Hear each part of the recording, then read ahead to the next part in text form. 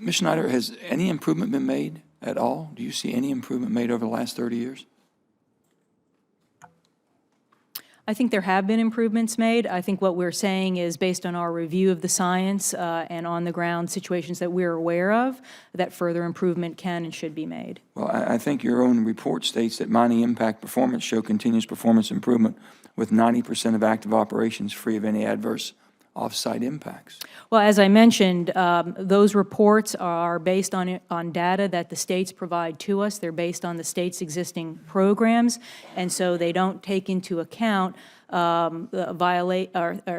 issues that are occurring on the ground that would not be viewed as violations under the existing state program. So it's, you know, it is a little bit of this chicken and egg sort of a situation. What we do know is that the science shows that there continue to be adverse impacts, notwithstanding the state programs that we have on the books.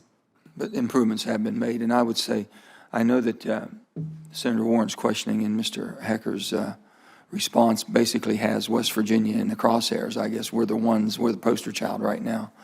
And Secretary Huffman, I think you've been on the front lines for quite some time. And I would ask Mr. Hecker, Ms. Schneider and all that, if you lived in West Virginia, would you think there's a war on coal?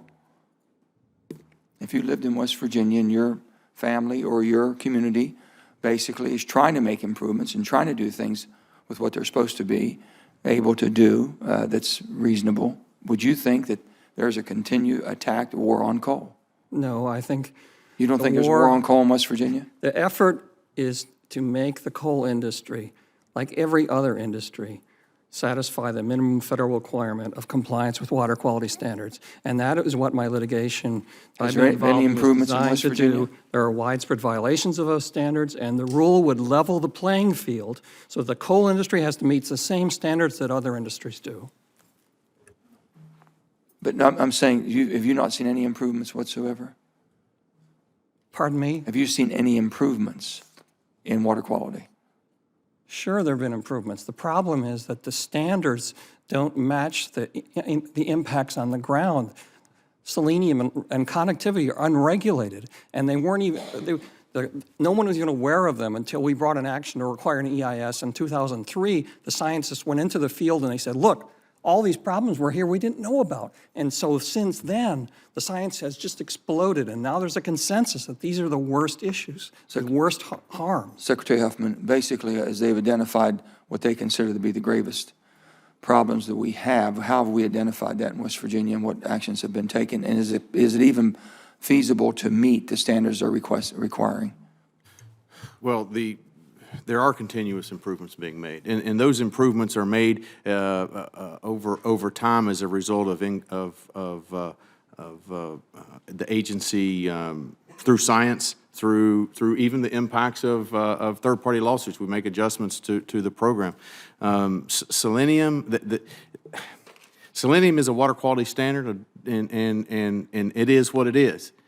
It's the toxicity and the damage being caused by selenium is overstated, and it's being used inappropriately to express damages in the coal fields that simply are not occurring. And that's an example of the dishonesty in this debate. It's hard to get to a place where the coal miner on the ground who feels like his job or whose job has been impacted, it's hard to look him in the eye and convince him that there's not some deliberate action against him when he knows that selenium is not killing anything. So there's not a.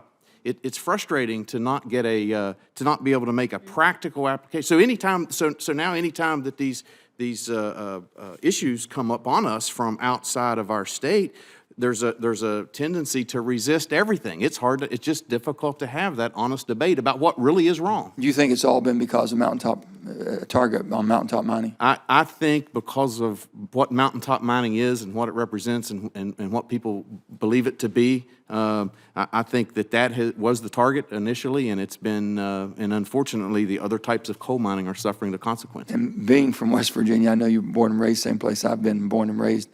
It's hard not to believe there's not been a war on coal. You see basically a lot of these regulations that are coming out that are targeting our state?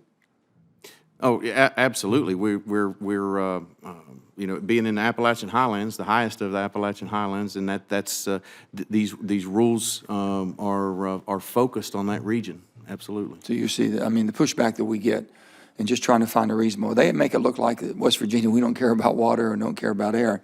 I haven't found a person in my state it's not an environmentalist that wants clean air and clean water, but also they want to have a balance to where they can make a living and provide the energy. It'd be different if the country didn't need it, but the country's depending on what we do. It's very insulting because our federal counterparts I think, do believe that we don't get it, and we absolutely do get it, and that's part of the frustration in dealing with. Well, it's just beyond me understanding how this country, Ms. Snyder and Mr. Hecker, all of you believe that you can go without the resources that we've been providing, and we're not trying to do them in a better way. We really are. We just can't hit a moving target, and the technology is not there to do what you want done. And I think that's been proven, but you all still double down, and you go to court and you fight it out in court. It just exasperates the whole problem. And no one seems to want to come to a balance where we can provide between the environment and the economy. And I think that's our biggest frustration.